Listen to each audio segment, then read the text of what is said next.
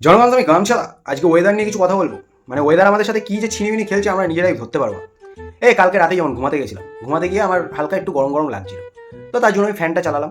Uma, fan চালিয়ে দেখি আবার ঠান্ডা লাগছে। ঠিক আছে, সে একটা বিকল্প ব্যবস্থা আছে, এই যে চাদর গায়ে, এটা আমি গায়ে দিয়েছিলাম। তো তারপরেও দেখলাম যে ঠিক আছে, অল ডান। বাট তারপরে আবার কিছুক্ষণ যেতেই দেখছি গরম গরম লাগছে চাদরের তলায়। তো আমি চাদর মাদর সব ফেলে দিয়ে পাখার তলায় আরামসে হাওয়া খাচ্ছিলাম। তো তখন দেখি আবার ঠান্ডা ঠান্ডা লাগছে।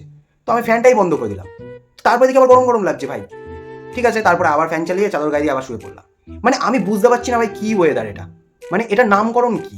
ওয়েদার অফিসকে তো এটা নামকরণ তো করা উচিত যে একটা নতুন ওয়েদার আমাদের পৃথিবীতে এসছে।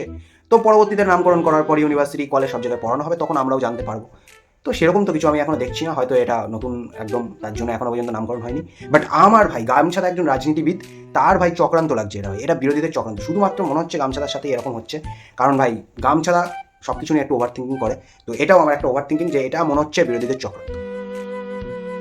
চক্রান্ত না ভাই, হতেও পারে।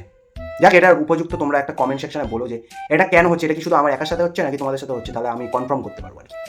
বলবা, অবশ্যই বলবা। গামছাদার এটা আদেশ।